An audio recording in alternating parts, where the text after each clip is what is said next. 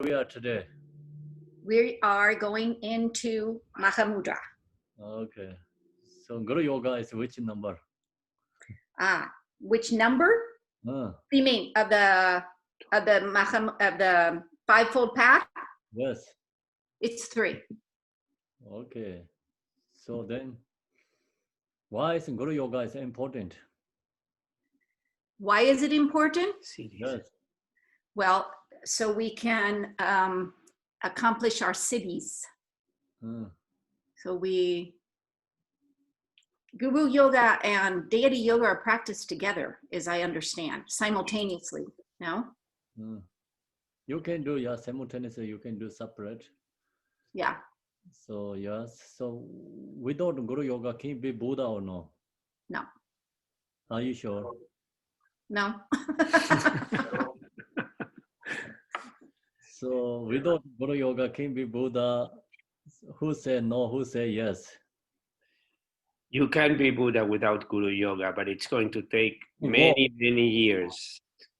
Many years. Yeah, if you can, lifetimes. You can do yoga with sutra using the sutra path, but it's going to take lifetimes and lifetimes and lifetimes. But Mahayana is the diamond cutter vehicle that takes you directly into Buddhahood, and you can do that if you're like Milarepa in one. Sutra without teachers, who get a realization of sutra?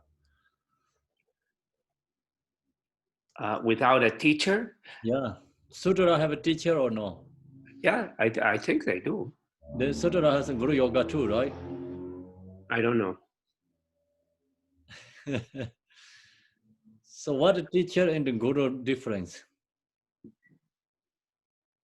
What is the difference between a guru in Sutrayana and Vajrayana? No. What is it? The teacher and the guru is a difference.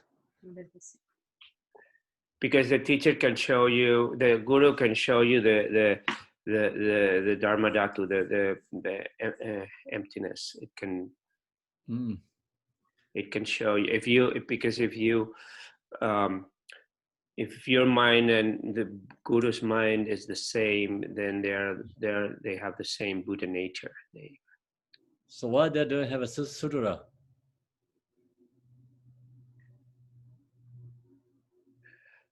I don't know. It's a vehicle to take us there. No? Yeah. Okay. Saying that, do you have an answer?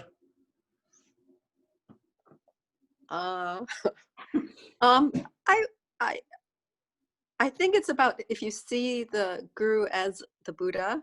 And maybe this doesn't happen in sutra. I don't know, Sutrayana. Also, just all the inseparabilities, like the inseparability of the guru with the yidam, with your own nature of mind, Mahamudra. Those 3 inseparabilities. I don't know if that's in Sutrayana. I don't know. So what is the difference of Sutrayana teacher and here Vajrayana guru means? What is the difference? I thought it sort of had to do with non-duality, that you see the teacher as separate from you and separate from the Buddha, that the Buddha is separate from the teacher. And here the guru, you see your guru as the Buddha and your own nature as Buddha nature. Okay. So your answer is, I think, is correct, yeah? I mean, the raw, mature, sender, all your answer is correct, yeah? They may say no, why no correct? Because without devotion, you cannot attain Buddhahood. So without the devotion, cannot be Buddhahood? Devotion to who? Buddha or Guru? Dharma, for what? Where? Devotion to the Buddha? Well, devotion, devotion to the teacher, yes. So then Sutra also student devotion to the teacher. So then what the difference is a sutra and this Vajrayana? I think the difference is in that in Vajrayana you are creating Pure Land. You are creating the world that you're going to be, where you will be reborn on your path to Buddhahood. So when you do that, the guru becomes a pure being. It's not a worldly being. It's not a teacher. It's an enlightened being. So then when you merge with that enlightened being, you also become enlightened if you're the same. And that, I think, is the difference, because you don't have that in Sutrayana. So Vajrayana, you mean that just bring all the perceptions, change, transform, create a pure lane in your mind. Yes. Then Sutra, we have prayers to the Buddha Amitabha, and they also create a pure lane too. Okay, but I'm ignorant in that. I'm just For The the other, operation of Sukhavati. So here also says, like, you know, we create Buddha Amitabha pure lane, visualize Buddha Amitabha pure lane, right? Devotion, very strong devotion to the Buddha Amitabha. And so then what the difference, like Sutra and Vajrayana? Devotion cannot make difference, right? Create pure lane cannot make difference. Is it just that Vajrayana has methods to deal with your afflictions, whereas Sutra is mostly teaching? So which way there with the emotions? Well, the different practices that we have, that we can deal with our afflictions. So Sutra also there with the different ways, emotions, right? To use 6 paramita. okay. Okay. I give up. And if you visualize yourself as the deity, I mean, that seems to be not in the Sutrayana path, right?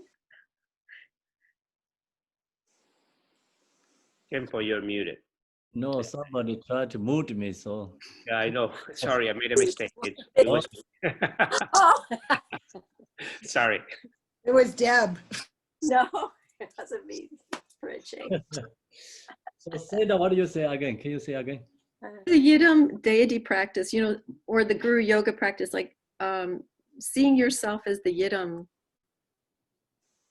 Yes. is unique to Vajrayana, isn't it? Yes. Okay. So I think, you know, it's like working a math problem from the end, you know, like a geometry proof. You see yourself as what you want to be, you know, the realization of Buddhahood. And then it slowly helps you transform into that. So that means you mean Vajrayana? Yeah. Okay. Can I add something? Sorry. Yes, Debbie. Go ahead, Raul. In Vajrayana, you work, you said that you're not looking for the antidotes to emotion. You're working with the same emotion. And that is the big difference between Sutrayana and Vajrayana. Am I close? Is that? It's close, yeah. Or has a point. Everyone says just a little bit, you know. Actually, Sutra also has, but Vajrayana has like something more, I think, more powerful, or kind of say more method, and similarity, many things, but Vajrayana some more method using. So more kind of, isn't the main difference between Vajrayana and Mahayana and Vajrayana is that on Vajrayana we transforming the impure wisdom into pure wisdom, And the deity yoga practice changes the ordinary to extraordinary. Yes, yeah, that's true, yes. And by recognizing that we are the Buddha, Yes. and all offerings that we make is to the deities. Mm. So there all is like special Vajrayana method. That's all May different. I add something? Yes. Our ripening empowerment and liberating instructions is what I was thinking. Yes. You don't have that. Yeah, that is the main big difference like Vajrayana and Mahayana is empowerment. Vajrayana didn't no, I mean the Sutra tradition didn't have empowerment, so Vajrayana has empowerment. And empowerment, it means like introducing natural mind. And also Sutra didn't use it that way, but it's used the like intellectual way into introducing natural mind. So intellectual introducing is taking longer than use like special method empowerment introducing the natural mind.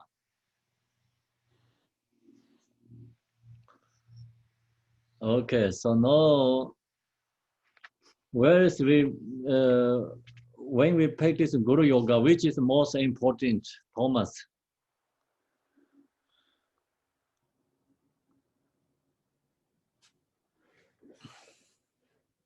The most important thing is seeing the Guru as a Buddha. By doing so, we accumulate, or we can acquire enlightenment. If Okay. not, we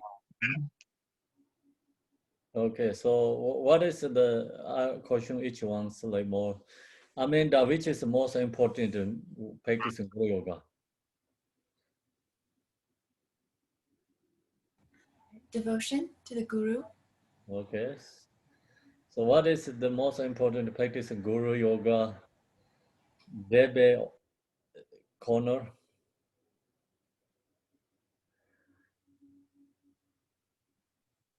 Well, does that include bodhicitta? Because the foundation is bodhicitta. If you don't have it, you can't do it.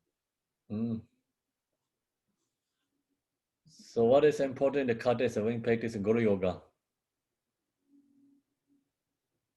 You asked me? Yeah. The importance of Guru Yoga. Mm. I think the most important thing is the devotion and your open heart to the Lama or the Guru. And you're recognizing that the Bodhisattvas and Buddhas use the Guru, your Guru to draw you upwards. Mm. Okay, so actually always correct. Seeing the Guru is the Buddha is important. Devotion is important, right? Okay. Then which is important? There are many important things. Yes. With different aspects. Marilyn, which is important? Give me another one.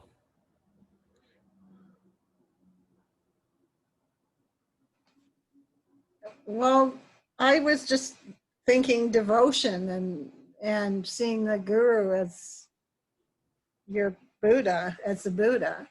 Yes. Cracks your heart open. Yes. Then? And then you work tirelessly for your Guru? Okay, you see the Guru is a Buddha. What do you have to do? I don't understand what you're asking. So You have devotion. You have a devotion. You see that your Guru is a Buddha. So what do you have to do? That's enough. I have to try and emulate the Guru and bring those qualities into myself. How can you bring to those qualities yourself? Well, I have to look at the Guru and his example and use that to work on myself. Okay. And yeah. Okay. So then just you see the guru is like special quality. So you also won't like get special. Yeah, because I know it's possible to achieve those qualities. But then the how can be connected to guru? How can I be connected to the guru? Yeah, But because you see the guru has special qualities, but you wanted that you doing things right. How can you connect it with that? in my practice with visualization, with the guru, depending on where I want, at my head, at my heart, at my navel. Also, the sadhana practice. Like I do find I connect very deeply with the light amassment of blessings. So doing that prayer also. Good, yeah. Connect with the like use of the prayers and like Yeah. Yeah. Because it makes me cry when I do it. Yeah. Okay, so then that's great. Can I change my answer? Can I change my answer? Okay. Yes. The guru is you. There is no separation. That is you. So this is the result. That is the result.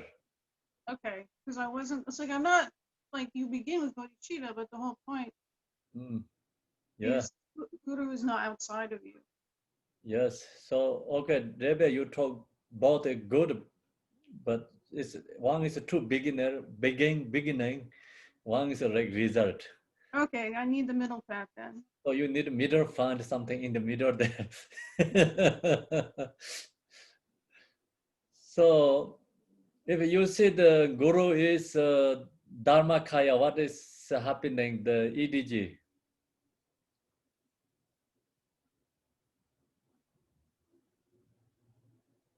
Seeing guru is Dharmakaya. What is the benefit? Seeing that, okay. I guess you're merging your awareness.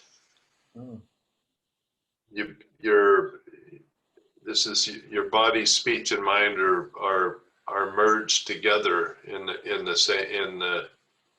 that space. So seeing the guru is a Dharmakaya. Okay, so that's correct. Anyone? The David EDG says is correct. Are you talking to me? Yes. Okay. Yeah, it's hitting where it's supposed to be. The reason that you in Dharmadhatu is because you are in the absolute space. I mean that I remember you talking about the 7 supplication of Tara, and the first one is that she's in Dharmadhatu. And what you are doing is just do like a quantum leap. You are increasing your awareness to connect with the guru in the Dharmadhatu. That means that's absolute. And you are in another level. And that's the reason that you merge, because you recognize that you are there and you are that and you connected. Okay, so Maria, I think you started very hard. So 24 hours, I think. So seeing guru is Dharmakaya. What is the benefit?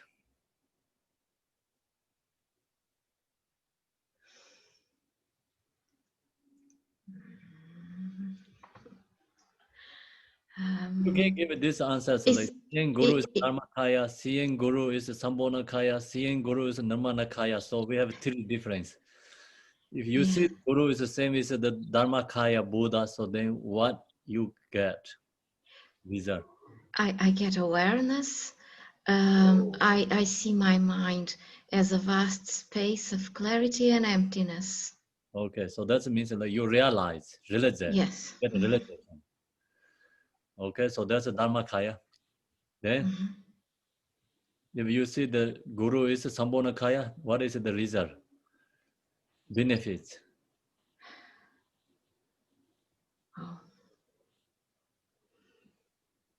Okay, so then roar. He has answers, I can see. You will accomplish whatever you desire. Okay, so if you go to see the Guru is a Namanakaya? You will bring forth benefit for all sentient beings, enormous benefits for all sentient beings. Okay, that's good. So Tom was where is visualize the Guru?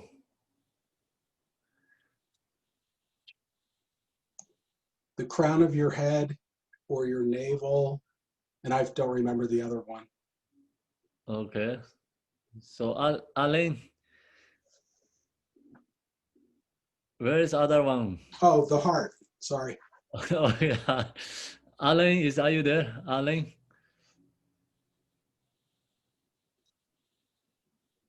Hello, Alain. So visualize the Guru is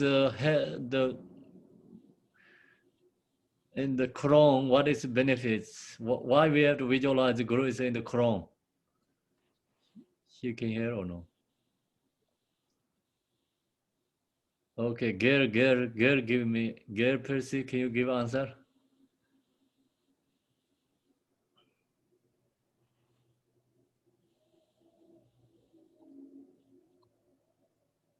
Oh, these are hardings. Me? Oh, yes. Okay. So if the guru's at your crown, that's not a frontal visualization. That's much more of a internal visualization a bit. And Tara wears gurus on the crown, Amitabhas, many of the deities have a crown, crown Vajradharas or whatever. And Okay, so my question is, so we visualize the root gurus in the crown, right? Our crown. So when we visualize the gurus in the crown, so when we have to visualize in our own gurus in the crown? I do during Guru Yoga sadhanas. Many different Guru Yoga sadhanas have that. Sadhana has many different places you can visualize. So why is the crown is like specifically? The crown is body, and then the speech is the throat, and mind is the heart. Okay, are you there last night? Last night, yesterday? No, I was working. Sorry, I didn't, and I didn't have time to listen to the YouTube last night. Okay, so then say that why visualize the guru is a crown? When we have to visualize the when we practice Guru Yoga, when we have to visualize the guru is a crown. This was that Pure Land of Ogmin. We talked about that Ogmin was the unborn Dharmadhatu. So you will gather accumulations if you do that, if you meditate with the Lama on your crown. Yeah, so that's it. So when we have to create accumulation, merit, and visualize the Guru is a crown. So when we visualize the root Guru is in the heart, found have an answer? When we visualize Guru at the heart, that merge to us, that we will see the nature of our mind, the nature of the mind. Okay, good. Is that right? Yes. Good guess, or what is that? Well, I remember we practiced, Deity yoga, and when we visualize the Guru on top, that's the generation stage, right? We generate and we accumulate, and they give blessings. But then when the Lama is right at our heart, then that is actual practicing. That's we merge with them. We see them, our mind nature, the nature of our mind. So I kind of remember like that. Guru is visualizing the navel is when we have to do that. You're asking me? Yes. When we need to purify something or burn something or get rid of something, it's like always do it at the navel. Okay. Either the Hong or the or the Lama. It's to purify, right? Okay, correct, yes. Ah, thank you. So you are here last night or no? I know, but No. it's when addicted, right? When I think you read this book before. I read this book before, but I think that part really merged with the practice that we do, you know, the sadhana. Okay, so okay, you get good answer. Anyway, Tempo, I have a question for you. No answer me, okay? Me the question, you mean going to use? I have a question for you. Why? In this section, how come we don't talk about when we visualize the guru in front? You know, like in the samadhi empowerment, or, you know, what would, is it just blessings if you visualize the guru in front? Oh, visualize the guru is, you mean blessing, or what do you mean? Why is visualize the guru is in front? Well, so we're saying what happens if you have the guru on your crown or in your heart or in your navel. So what happens when, you know, what's the benefit of visualizing the guru in front? It's change all the impure perceptions. Thank you. Yeah. So I think that's the same as the Yadam deity too. So visualize like form is a Yadam and the essence is a guru, right? So that's the yesterday we Loming has the questions, we talk about that, and I think that same benefit that way. Okay, so now today we go to the Mahamudra, page 146.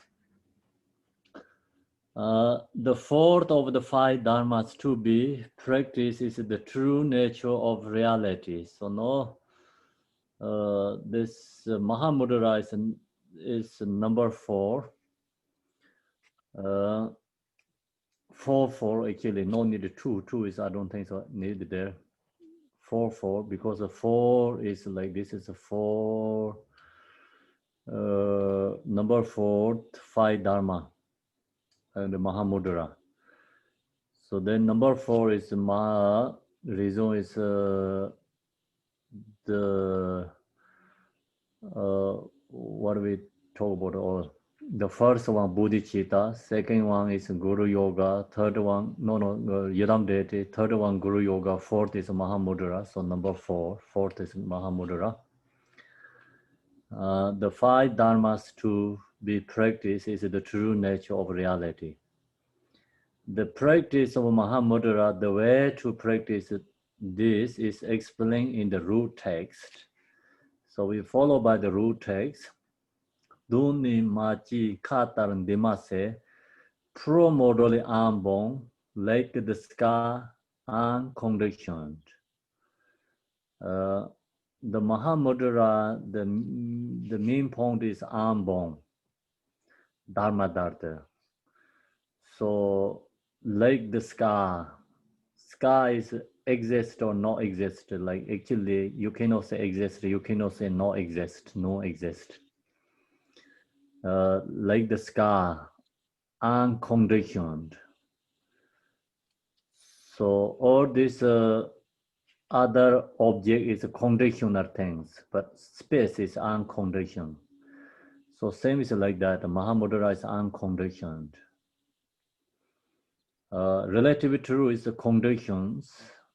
Mahamudra is absolute truth. Absolute truth is the unconditioned.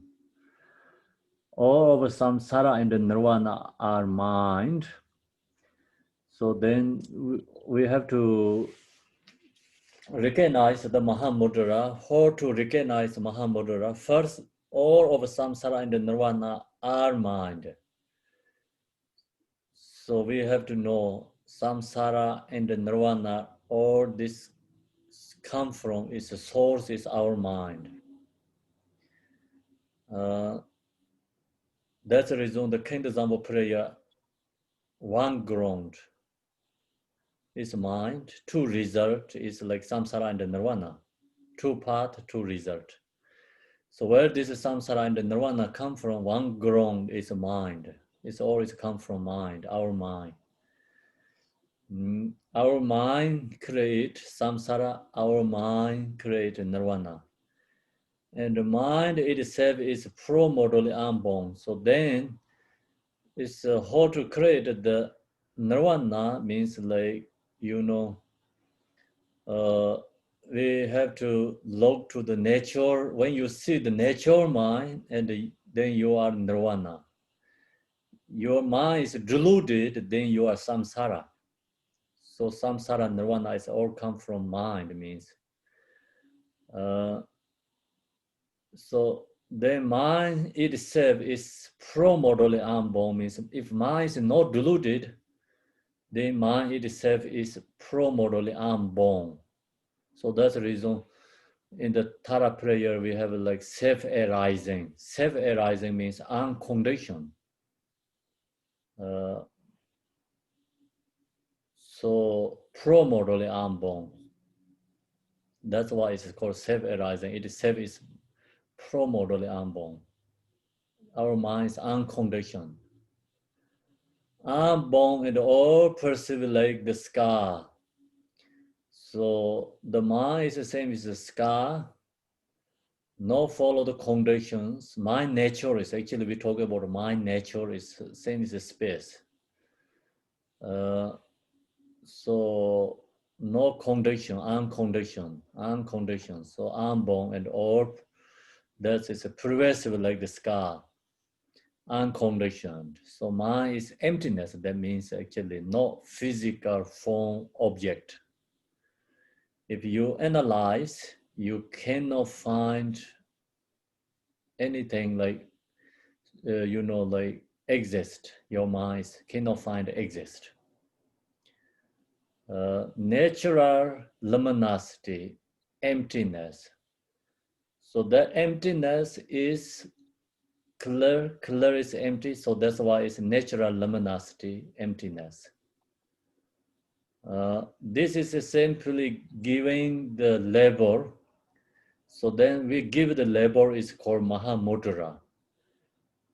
So we put the label is Mahamudra, but actually that is beyond the labels. Not condition, so it's unconditioned. It's beyond the label, but we're giving the label Mahamudra. So then going to explain what means Mahamudra. In the root text, this is explained further. So my voice okay, right? Can you hear clearly? Not too far away? Okay. So all pervasive and like Vajra unchanging and always present. Chapta dorje major thamche ne. All pervasive and like Vajra unchanging is that means like non-nothingness, pervasive all sentient beings, same as space. Actually, space is pervasive every sentient beings, everyone, all space is pervasive for all beings. So mind nature is the same like that, the same as space, pervasive all every beings. Vajra means unchanging, is like not permanent. Beyond the permanent and beyond, then it's not permanent, not impermanent. So not impermanent, that reason cannot be permanent. Permanent, impermanent is dependent to each other, related to each other. So if you have impermanent, then you have a permanent. If you don't have a permanent, you cannot have impermanent. That's the reason the mind nature is beyond the actually both. But we put the label is permanent. Actually, the permanent is not dependent on the impermanent. Permanent. So, do you understand there? We have an impermanent, right? That is dependent to the permanent. So if you don't have an impermanent, you cannot have a permanent. So that dependent permanent is not mind. Mind nature is a permanent, sometimes we say, but that is not dependent permanent. It's unconditional, like, you know, unchanging, Vajra unchanging. It's something different there. And always present. So that is always present, always there. The mind nature is not nothingness. The mind provides all of samsara and the nirvana. The same is a space. That means emptiness. Mind nature is emptiness, pervasive all samsara and the nirvana. So like Vajra, it is undisturbed, it is indestructible and invincible. So mind nature is the same is a space, provides all sentient beings. Mind nature is the same as Vajra. So it is indestructible and invincible. So it is unchanging. That's the reason, like, no condition, unconditioned. It is unchanging. It is unbound by the three linear terms. So the no past, no future, no present is like free from these three linear terms. If mind has past, mind has future, then mind has present, so means like then mind is impermanent. So nature is like free from that too. So that's all is actually explained is mind nature described different ways. The main point is mind is the not permanent, impermanent. So mind nature is not physical form body. It's empty, pervasive all beings. So that is always there. That's the reason it's called permanent, but not opposite of the impermanent. Always there. So that's the reason sometimes we call permanent. The pro-modally knowing means always there. I'm beginningless time until now. So not followed by the past and not followed by future and present. So always there. That's the reason it's called this pro-modal knowing. This omniscient wisdom awareness, it is continually present, uninterrupted at all times. It is always there, presently, uninterruptedly, at all the times. So that means like Buddha is always there within 24 hours, never separate from the us. Is our mind nature is just always be the Buddha. So there's lots of different kind of, you know, explain, but sometimes like these words makes you more harder, you know, because we follow the words. We don't follow the meaning, that's why. But we don't use these words, so we cannot show the meaning. The meaning is beyond the words, that's why we cannot show. So that's, I already shared the supplication Tara teaching in the commentary. So mind is a very subtle level, we cannot show beyond the words. So extremely subtle level natural minds, beyond the words, beyond the thoughts. It's our minds always like follow the delusion, follow the dualistic thoughts, hard to recognize, words are hard to recognize. But when you meditate, then, you know, the mind nature is recognizing, understanding. Because when you meditate, your mind is like not follow the delusion. So you be into the nature and just free from the delusions. Then you recognize what is this talking about, the words. So when we share the teaching and we always follow these words, labels, is anyway like not kind of like you can get understanding nature mind. So whatever here explain many different words, the main point is nature mind is always there, but always there is not permanent, but not impermanent, always there presently.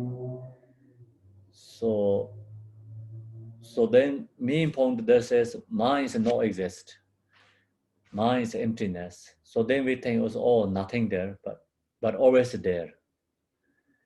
So then always there means, oh, you think it's like something like always there, never changingly, but the always there is emptiness. That emptiness is always there. So then that two is, what is this two? Actually, our mind, this two is like contradiction. Always there, emptiness means contradict. But reality, absolutely, actually, always there means like, the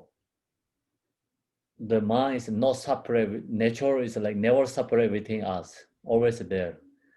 But you investigate, looking, you cannot find. It's emptiness, same as a space. So then how to recognize that? We have to meditate, practice, then recognize the nature. So when you recognize nature and the release the delusion. So release delusion, then you realize your nature mind. So until that, not possible to recognize nature mind. Okay, so then at all times, the root takes then describe with categorization. Namda songyok saja chempitung, innately pure, indivisible, the essence of Mahamudra. So my nature is empty dharmakaya, same as space, but always innately pure there, always pure, not deluded. Nature is never deluded. They indivisibly always be with us. The essence of Mahamudra. So that is the essence of the nature. All phenomena of samsara and nirvana are not separate or outside of your own mind. The relatively, we have samsara, we have nirvana, is separate. The both is separate outside of our mind, relative truth. So then go to the absolute truth. Nirvana, samsara are not separate outside of your own mind. So that is like absolute truth. If your mind is not deluded, then samsara and nirvana is not separate, it's the same. Because one ground means like they don't have two. If you deluded, they have two. If mind is not deluded, then we don't have two. Nirvana, samsara is the same, not separate.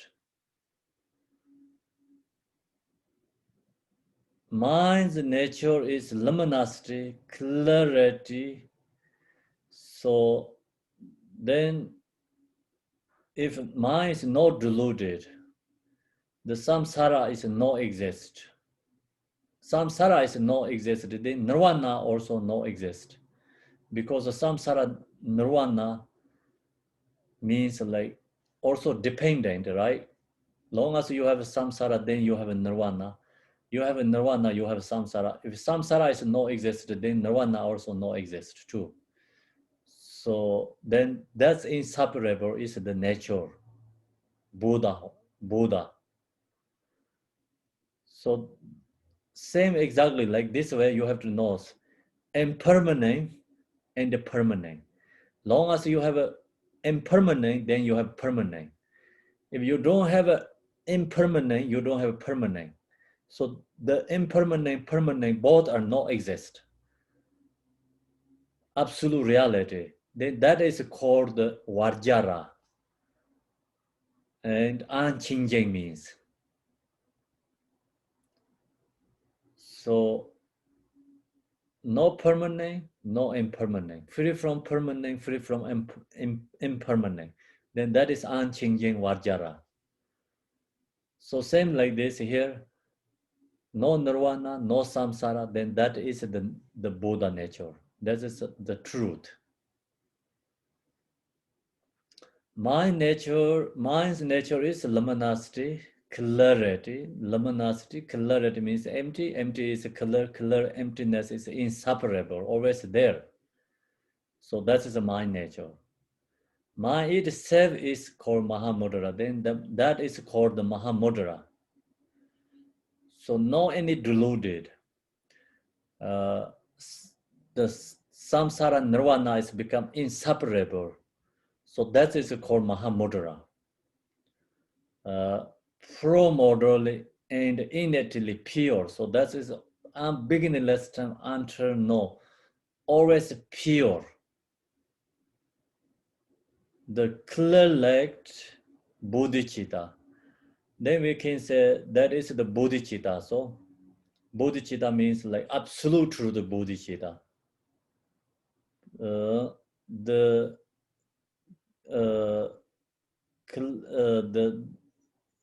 pro-model and innately pure, the color like bodhicitta, so absolute truth bodhicitta. So the 5 part of Mahamudra, the first bodhicitta, that bodhicitta is relative to the bodhicitta. So in here, right now, this same word bodhicitta, that means this is the absolute truth bodhicitta. Absolute truth bodhicitta, so it is Mahamudra, clear like bodhicitta. Indivisible. So indivisible means so many different meanings. Indivisible means clear, empty is indivisible. Clarity and empty is indivisible. Samsara and nirvana is indivisible. The nature mind is the Buddha nature mind is never separate from us. Always there, indivisible. The Buddha and our mind is indivisible. Always there, same actually. Refers to the realization of the known nature of samsara and nirvana. So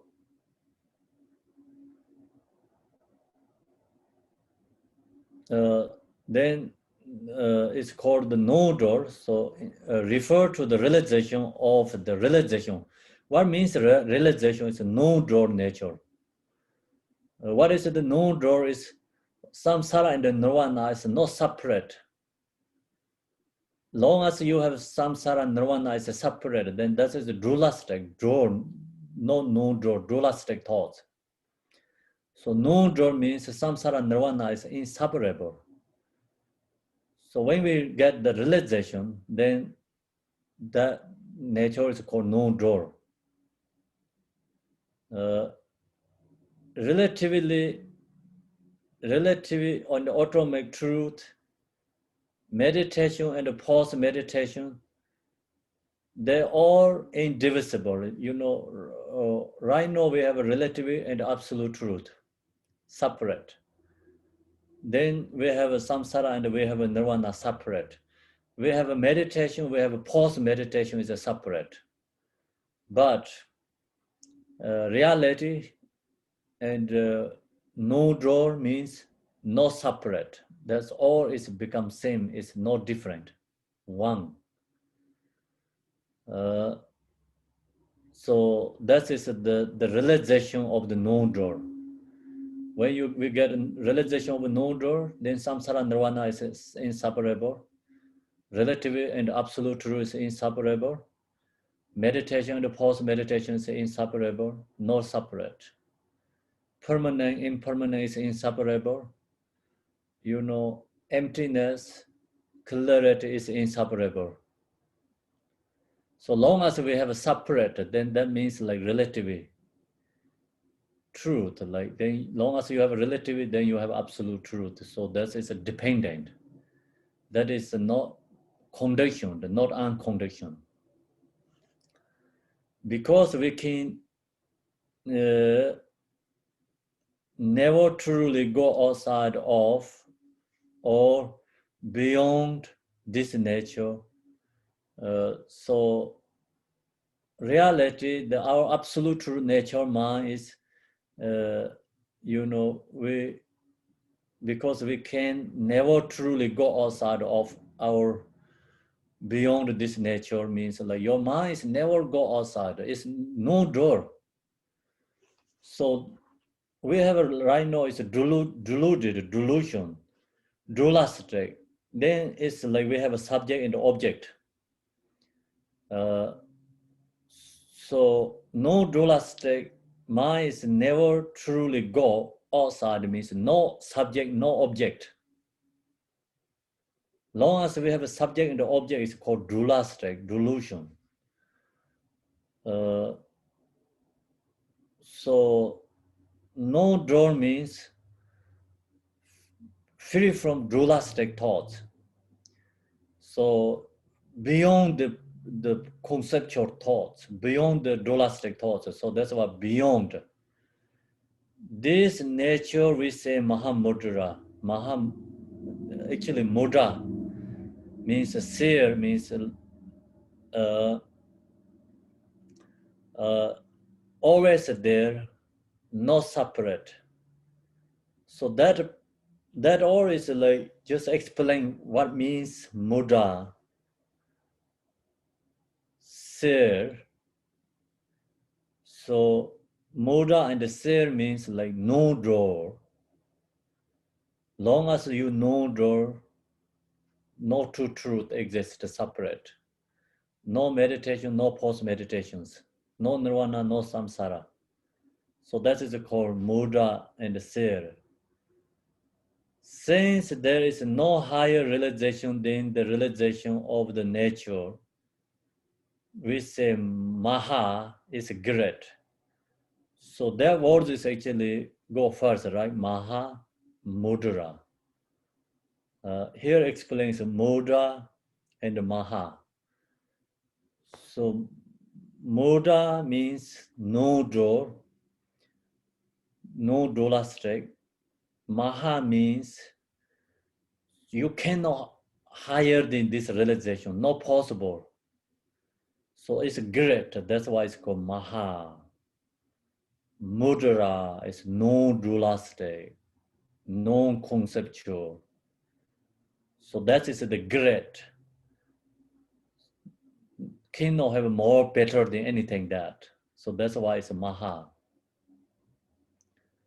This can only be realized through the guidance of the Samlam Lamas, who themselves have experienced the Salam nature, and through the following their instructions and practicing accordingly. So then Mahamudra, how do we can realize?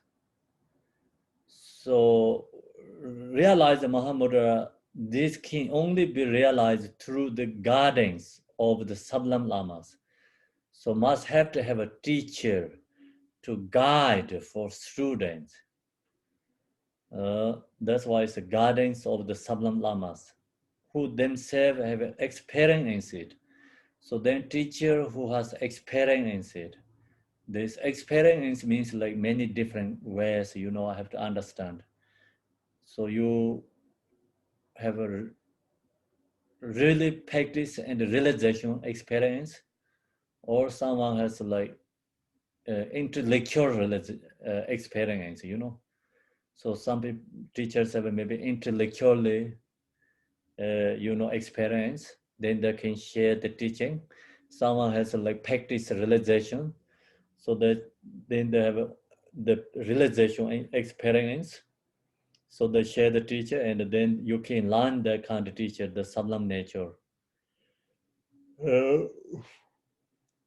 Guide from the teacher. And through the following their instructions, so we have to follow the teacher's instructions and practicing accordingly. Then we have to practice accordingly all the time. Otherwise, you have a teacher, someone guide you. If you don't practice, then not possible to realize the Mahamudra. So that's in the way of Bodhisattva. We already talked like last week. Buddha shares so many teachings. So if we don't practice, then not possible to benefit us. Same is like doctor and medicine and the patient. So patients who sick and they see the doctor give a suggestion or different instructions for the patient. Patient didn't follow the doctor's advice, then patient not possible to recover. So patient don't get any benefit. Same like that, we have these teachings like who has realized, experience, or intellectually realized or practice realized. So the teacher share for us. If we don't practice, then not possible to we get the realization. Through the following the instructions and the practice accordingly. There is no other way to realize the Mahamudra. There is no any other possible way to realize the Mahamudra. So Mahamudra realization, some teachers cannot move to the students, cannot transform. So realization cannot move, cannot transform to others. Who's realized that realization cannot transform to other people. So we have like, USB and a different kind of use that and transform everything, change, put to the like, give it to others like transformed. But this Mahamudra practice is not possible like that way. Only through the study and the practice, then get realization. When we are practicing based on the Lama's instruction, if the realization of the meditation arises, then we follow the teachers and meditate, practice. If the realization of the meditation arises, it is possible we will encounter obstacles such as succumbing to this present life's concerns or encountering some strong negative circumstances.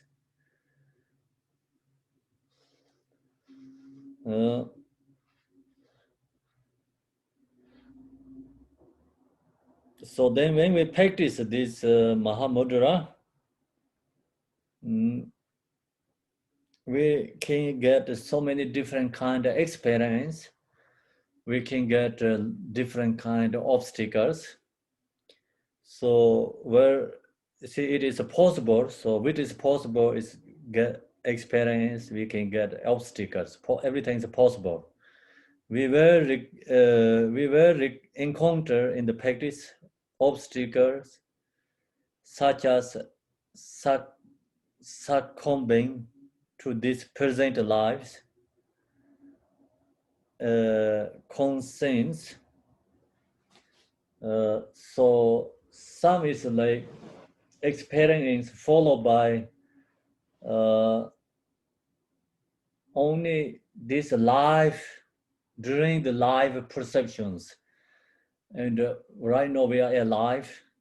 So when you meditate, so you thinking about only this life and all this, like lifetime experience arises in your mind. So past thoughts, future thoughts, present, all the time, like follow the thoughts. You bring all this, like during the life perceptions, bring in your mind. So when you meditate this Mahamudra, so that is obstacle. That's why here says these obstacles such as succumbing to this present lives, conscience, then thinking about the, our worryings, like what going on, something wrong, think about our worldly activities, businesses, so many concerns, or encountering some strong negative circumstances.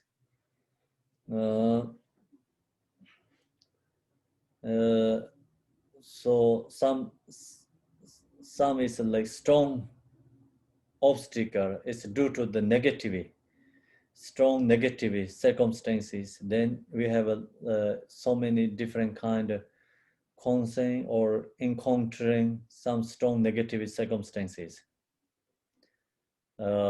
Many different kind of obstacles, and so strongly thinking about worldly things, then have lots of thoughts and emotions, fears, so strongly fixation to this life, also future life, then that's its obstacle become for the realizing Mahamudra meditation. When we have circumstances, when we find that underlying thoughts that we don't recognize, so that kind of so many different kind of circumstances, we find that underlying means hard to recognize. Some emotions, thoughts, and fears, so many negative thoughts, like subtle level, is hard to understand, hard to abandon too. So that's why it's when we find that underlying thoughts that we don't recognize, it's so subtle level, it's underlying, so not gross way, not gross level, it's hard to recognize. Sometimes we think we don't have emotions, but actually this underlying thoughts and emotions always there. But we don't recognize easily that one. When the gross level thoughts, emotion arise, then we recognize, but this underlying subtle level thoughts, emotion that we don't recognize, which were dormant until now. So this when we have dropped, or when we dormant until now, so we have that's always like with us, like the subtle obscurations started to arise, or in belief, when we have doubts or paranoia, so that it becomes difficult to engage in virtuous practices.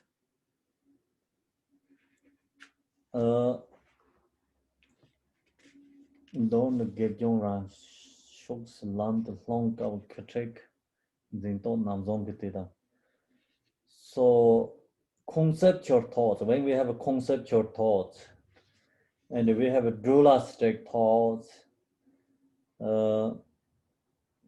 when we practice the Dharma, the obstacles, emotions, thoughts, not transforming, not easy to take into the pathway, that time then have so much obstacle and hard to practice. So that's always like actually obstacle for the Mahamudra practice. Should take everything difficult to engage in virtuous practice. It's very hard to practice virtuous deeds. So this underlying thoughts and dualistic conceptual thoughts, or like some subtle level emotion not recognizing. So that time is difficult to engage in virtuous practice. At these times, we should take everything as for the path. So then that time, we use the practice and everything needed to take the path.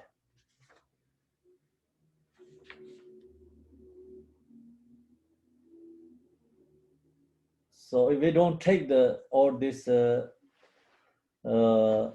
emotion, thoughts, dualistic, negativity, if we don't take the path, then very hard to practice. That is a strong obscuration of our meditation.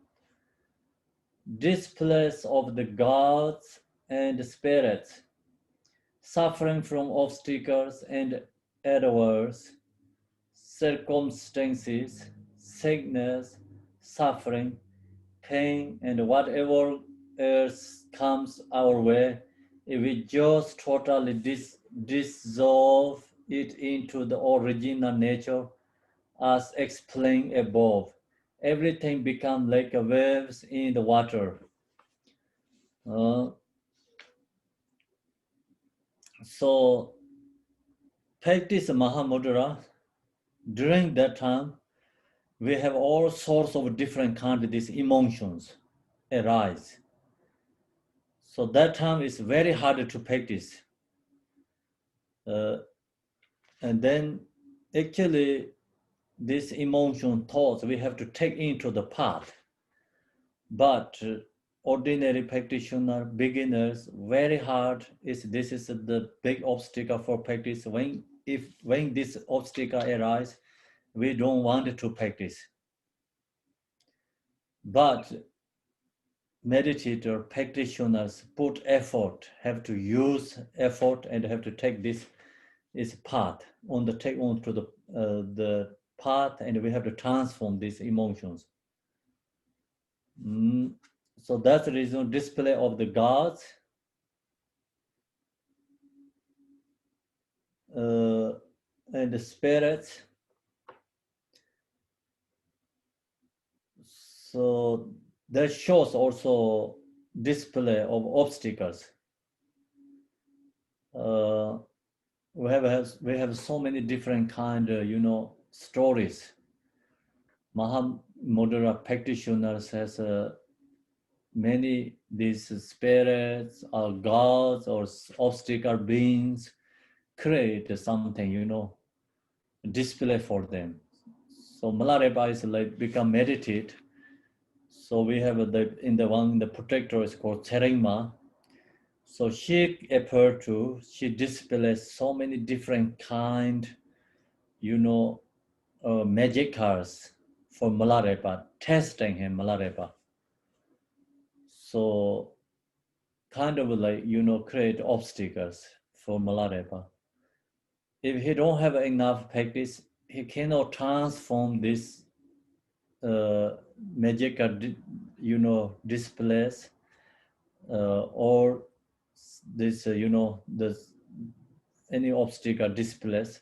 If the practitioner, they cannot take onto the path, they cannot transform, then that is a big obstacle, and then they can lose the practice power. Means like they don't want to practice. So practitioners during that time, all this subdued negativity. When Buddha also ready to enlightenment, this Maras always display. show different kind of form bodies, and give different kind of feelings, you know. So Buddha subdued all these negative displays. Same thing when we meditate Mahamudra, all these different kind of experience arise, we have to take into the path and transform. Display of the gods, this displays where it come from is gods and the spirits, suffering from obstacles and adverse circumstances. Then sickness, suffering, pain, and whatever else comes our way. So these all different sources also suffering. See, Jigtin Sumgung, he get sick, yeah, leprosy sick. He transformed that, he take to the path. So Milarepa also have so many different kind of this experience, so he always take into the path, transformed.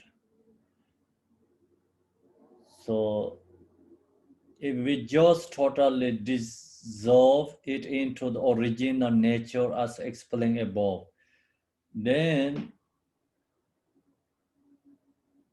how to these obstacles are transformed. Meditators just log into the nature and stay in the Mahamudra nature mind. They don't pay attention to this auto level, this, obstacle beings display. They don't pay attention for that. So that's the reason here is if we just totally dissolve it into the original nature mind is Mahamudra meditate, no door, no conceptual, as explained above. So we already talked above there, what means Mahamudra. So we into that nature, we meditate, then everything becomes like waves in water. So all this waves is like dissolved to the water. All this different kind of experience, different kind of sufferings, different kind of obstacles, all is become dissolved to the nature state, the nature mind. So that is like the how to transform obstacles. No need to find a solution to remove the obstacle. You don't have to find something, dissolve the contradiction to the obstacle, sickness. Just stay, look into the nature, meditate the Mahamudra. Then all obstacle is become transformed. So that is the highest level, remove our obstacles. This give you like just when you practice, you have a different kind of source of fears, how to release fears. The highest level, just into the nature mind.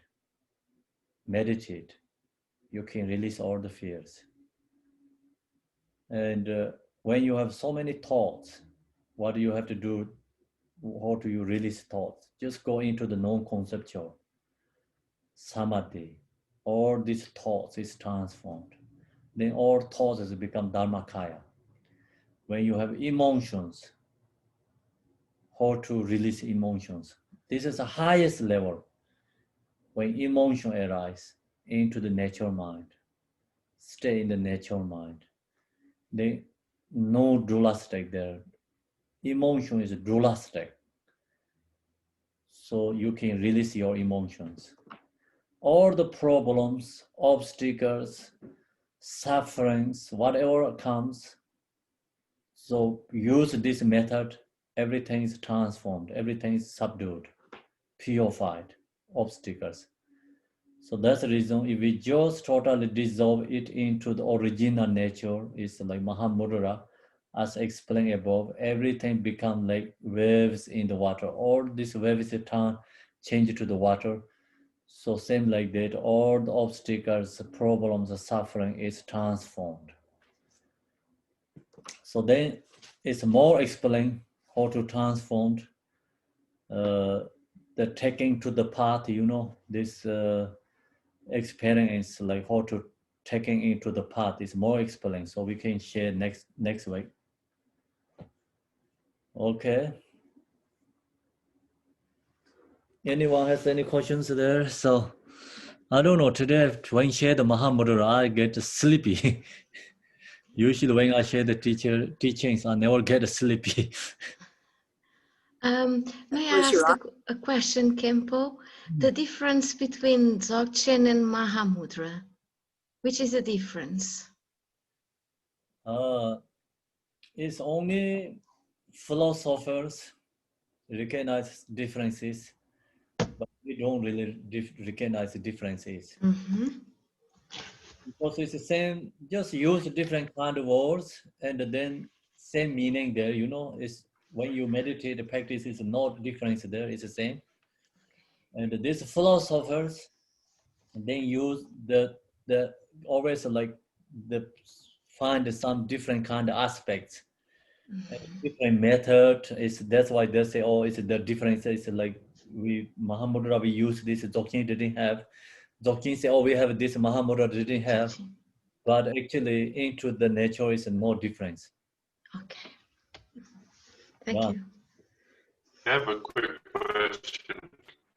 When you talked about empowerment, were you talking about empowerment for the Mahamudra meditation, or are you talking about empowerment for Vajrayana? So empowerment is for Vajrayana. Okay. The result is Mahamudra and Dzogchen. Okay. Yeah. Kempo, Mahamudra is Sanskrit, isn't it? How do you say Mahamudra in Tibetan? Saja Chembo. Saja Chembo. Can you spell it? Mahamudra. No, come on.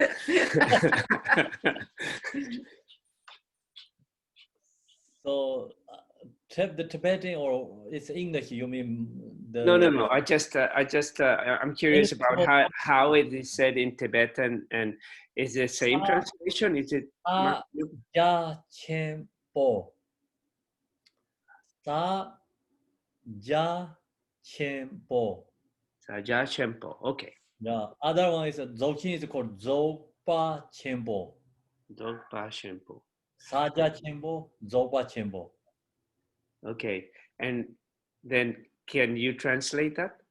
What's Sampa and what's Sacha and Chempo? Saja is already there. You know what means a Saja? Is Mudra is a Saja. Okay. Chempo is a great, right? Maha is a Chempo. Okay. Already have explained today, just we shared there. Yeah. Okay. Yeah. Thank you. Thank you.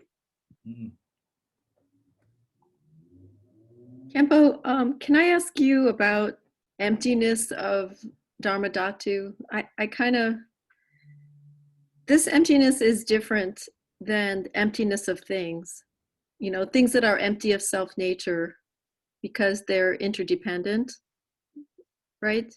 There's some difference in this type of emptiness. Could you explain? Ordinary, we can say ordinary emptiness is dependent, right? Something exists, then not that, then empty, right? This is dependent.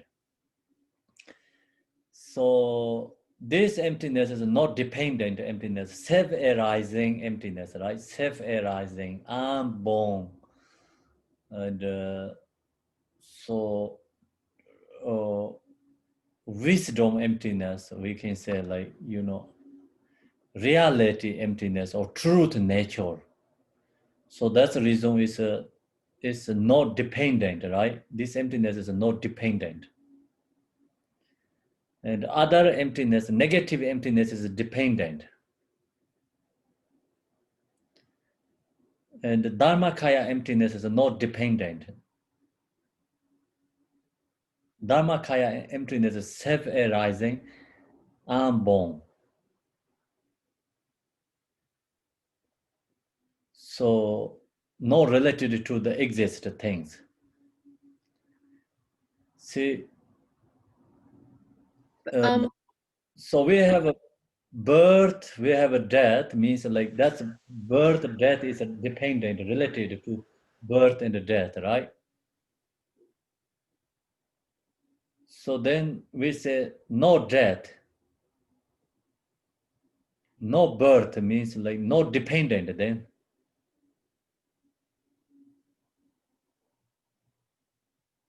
But you say unchanging, but not permanent, not impermanent. In what way is it unchanging? Unchanging is like, we use the words unchanging, but that means like actually no permanent, no impermanent. So easy to we think, oh, it's permanent. Unchanging means permanent, but not that permanent. We're thinking about opposite of the dependent, the impermanent.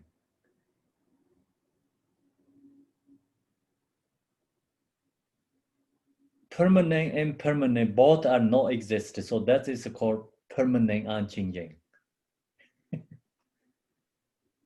How come in Tibetan Buddhism we don't describe Dharma Dhatu as like creative? Creative means like we create something, you mean? Yeah, I mean, it's this, you know, all forms appear from the Dharma Dhatu. So things manifest, so there is a creative aspect, a creative potential, but we don't ever talk about it using that word. Actually, we can say, or it's come from emptiness, Dharma that means like, but that means not really created there.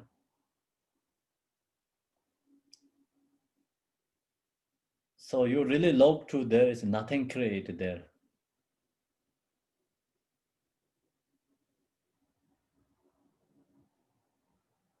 Yeah, okay. So Kempo, I had a question. Is the Mahamudra a very subtle, non-dual state of mind that is one with the Dharmakaya? Subtle level is this natural minds, we say very subtle, right? But we use that words, but actually really cannot be subtle level, something like exist there.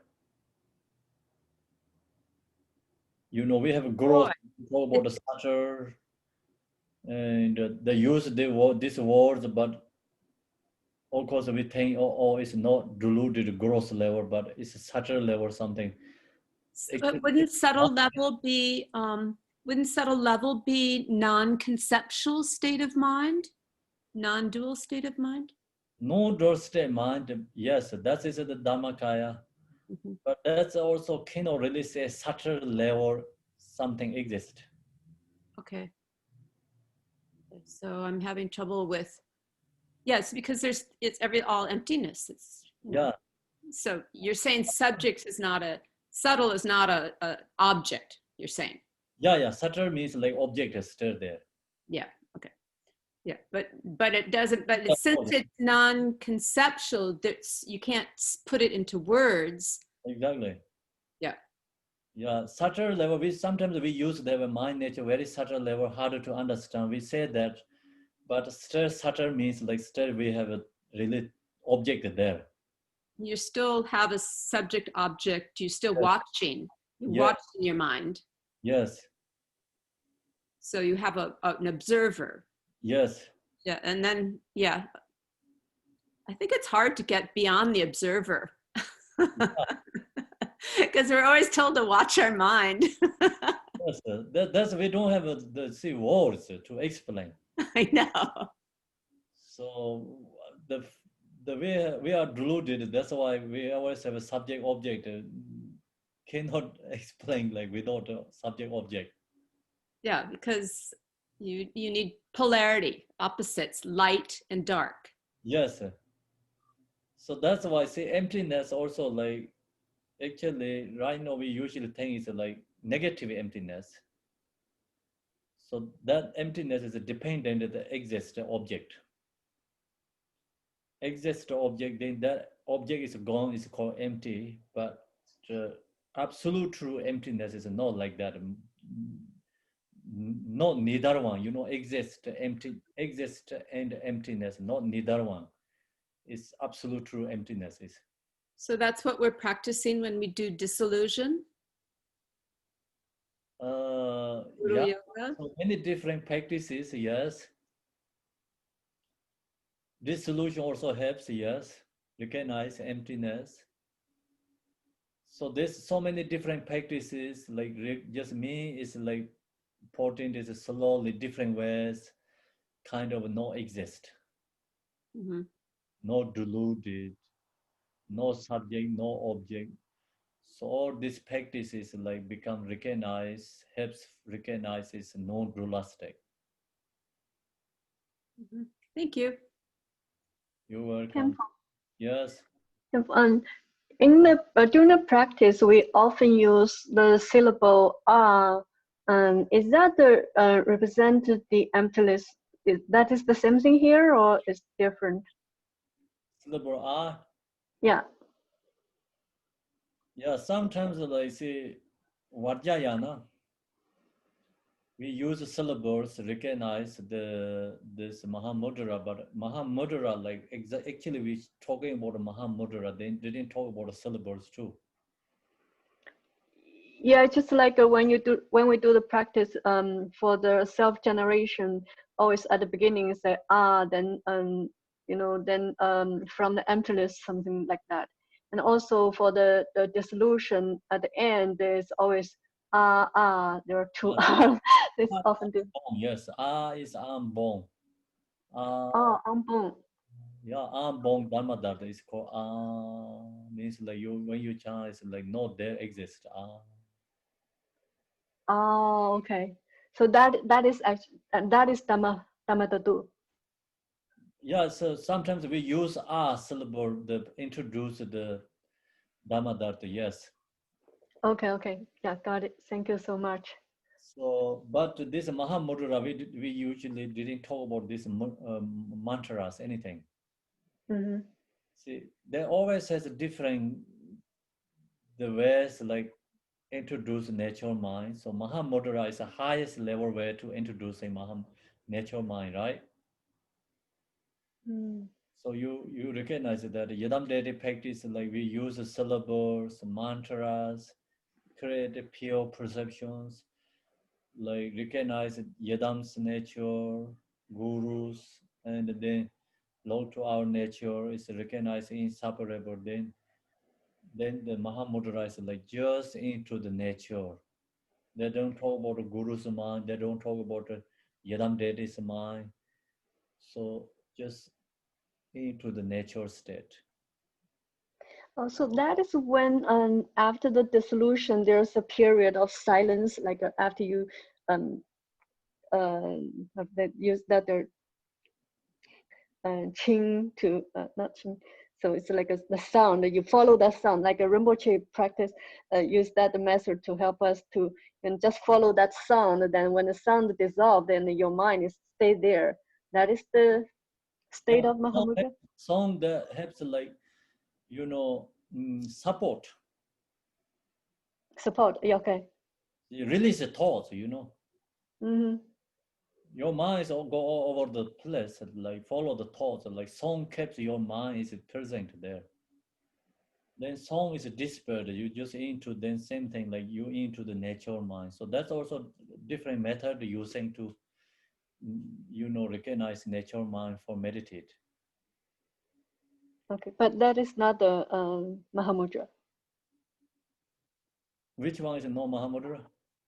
The after the you follow the sound, and when the sound ending, and you stay there in that state, you know, no.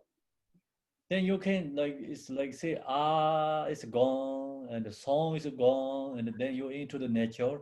So that's a Mahamudra, yes. Okay. If no follow the thoughts, deluded, you into the nature, it's your mind. It's like no subject, no object. You don't create any subject, object.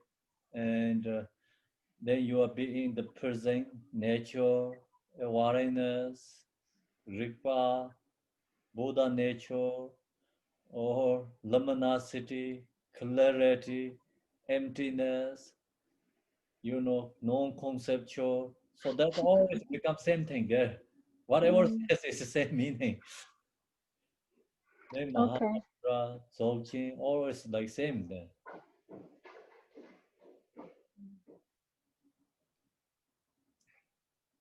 Okay, that's good. Yeah, there's no syllable, no mantras in this stage.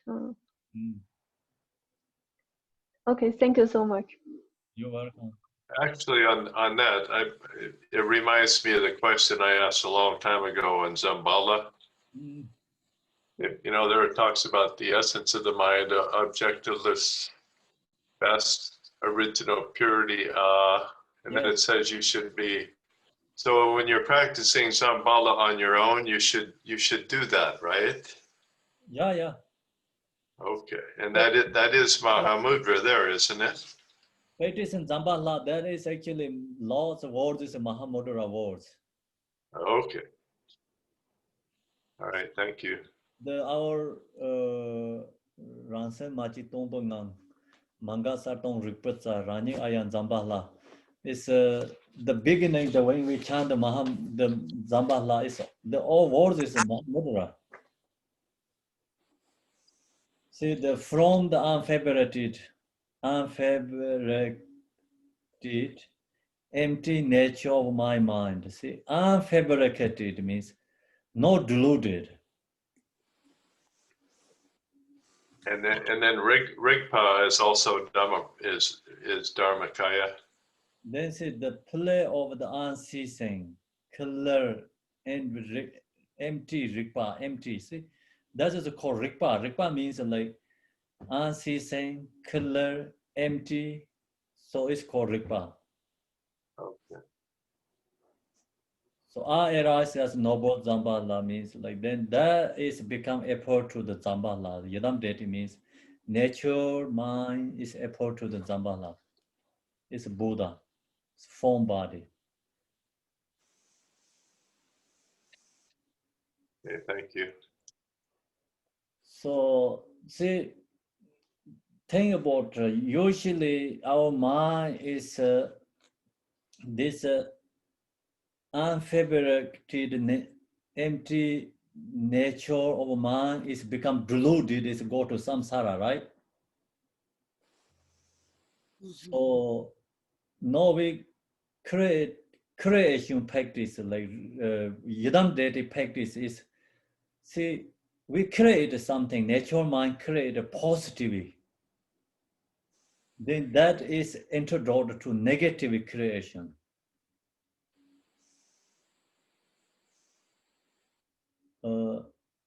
So actually, thing about the Mahamudra Dzogchen means like no anything creating, just be in the nature. But Vajrayana creation practice like always using some positivity is like the destroy the negative one, removing the negative one. So it's very easy to explain here. Is from the unfabricated means natural mind is itself is like it's Dharmakaya, but it's deluded, it's samsara, create deluded. Don't stay in the nature, it's create the subject and the object, it's go to the samsara. So create this all delusion samsara. Now we have this samsara impure perception is like have to remove. That's why unfabricated the empty nature of my mind. So then the play of the unceasing color and the empty Rigpa are arise as noble Zambala. Use that Rigpa as arise, create the Buddha's images. So then we can visualize, here is arise is Nobon Zambala, arise is Buddha Amitabha, arise is Tara, arise is Varjapani, arise is Varjakalaya, arise is the Varja Yogini, arise, all these different Yadam deities. Okay. So this arise is like positive, is deals to negative one.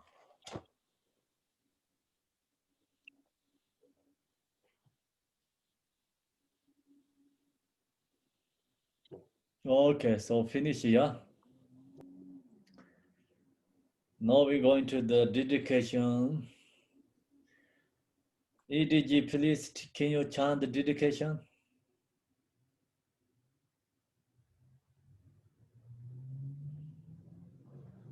Yes, I had to figure out the right button. Emaho. In the center is a marvelous Buddha Amitabha of boundless light. On the right side is the Lord of great compassion, and on the left is Vajrapani, the Lord of powerful means. All are surrounded by limitless Buddhas and Bodhisattvas.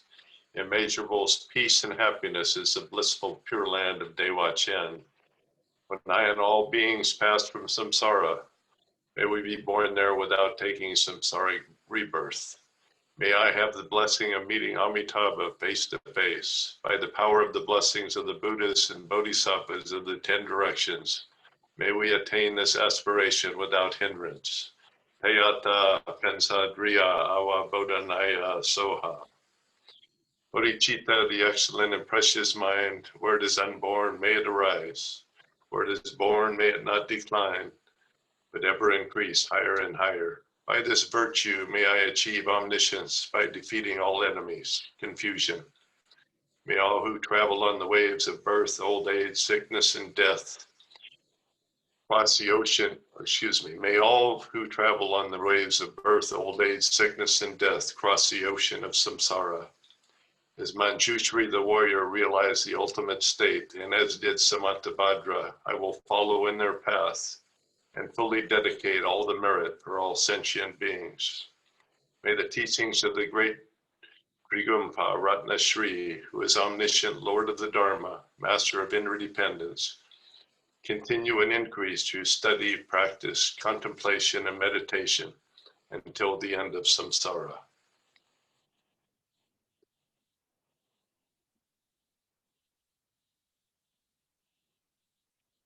Thank you, EDG. Thank you, everyone. Thank you, Thank Kepo. you so much, Thank Temple. you. Have a great night. Thank Thank you. Thank you so much. Amazing This is- teaching. This was a great meeting tonight. Thank you. Yep. Thank Good you. temple. Thank you. It's so helpful. Thank you. See you tomorrow. See you tomorrow. I'm gonna dissolve you all. Bye. To go back to empty reality nature. So now we are able to the form body creation stage. I don't know, my computer's not. So then we're going back to dissolution, dissolved Mahamudra.